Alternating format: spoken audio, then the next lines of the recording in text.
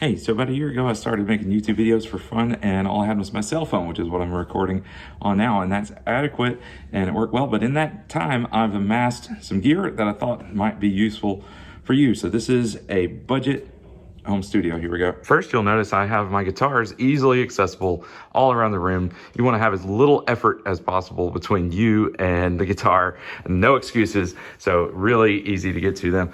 Next, I have a giant monitor here. This is one by Acer. I love the accessibility of the screen. You can just see everything so much better especially if you're doing videos or music or even trying to learn music. See, this app called Fourscore lets you put PDFs and organize them with playlists and things. And so whatever I'm working on, I can see it really easily right there. Also in iTunes, I keep a list of backing tracks, things that I'm working on. These are my warm-ups. So these are things that I've memorized and learned. And I just play all of these the first 10, 15 minutes. I'll play through a written solo that I learned from someone else, and the backing track keeps going, and I rehearse improvising with that as well. If you have things you're working on and you don't have a backing track, iReal Pro is really easy to just enter your chord progression in here, and especially if it's jazz or blues, it sounds pretty natural. It just automatically generates that. You can adjust the tempo. It's super easy. So that's what I would recommend there. And if you haven't tried TrueFire, they got some really good lessons, and it syncs up the tab with the video, and it just makes learning really good because, phrasing is everything.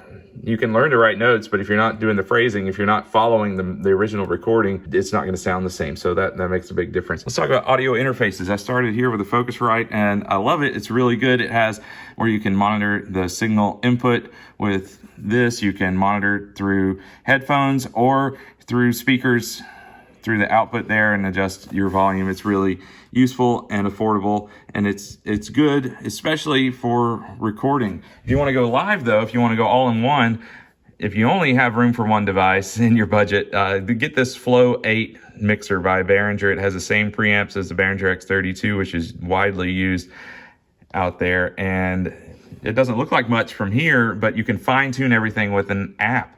It's got Bluetooth, it's got a control for that, or from the USB from your computer, and it just works really well. It's got effects that are built in. You can fine tune all the EQ and everything inside the app. The only thing, if you're using it as an interface, I haven't figured out how to adjust the input levels there. It's just what you get is what you get. So it may be possible, I just haven't figured it out yet. But the beauty of this is I'm getting the same mix whether I'm going through my headphones, which is really useful when everyone's asleep.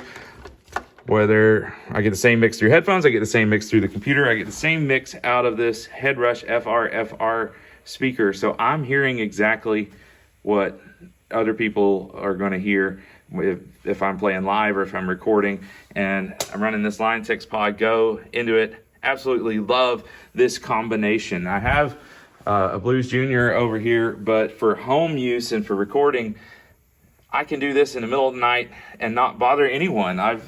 I can keep this so low, I'm in the basement here, that it's not going to wake up the kids.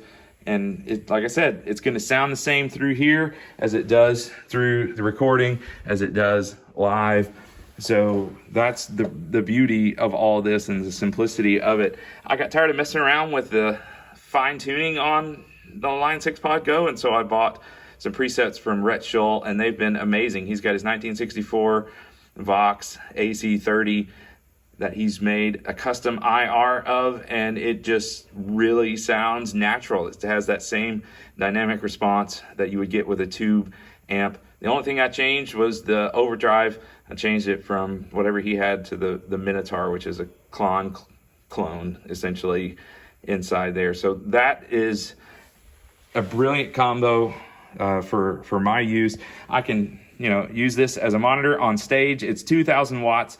It's only an 8-inch speaker, but it really can rattle the doors and windows. But you can also turn it down low, and it sounds essentially the same at a very low volume. I've just used the main here. I'm running the Line6 through the mixer, and I use the master volume here, and it's just a great combination. Some mics over here. I got the SM58 for live if I'm practicing vocals that way. and you know, I can go through my headphones, or I can come out here and practice. Like if I have a gig or something, I've got this Origin, which is great because it doesn't need a pop filter. It's built in. So if you could only go with one, I mean, the SM58 is great for live. You can do recording with it. If you can go for both, a good condenser like that really makes a difference. So that's my home studio. Let me know if you have questions. Have fun. Keep playing.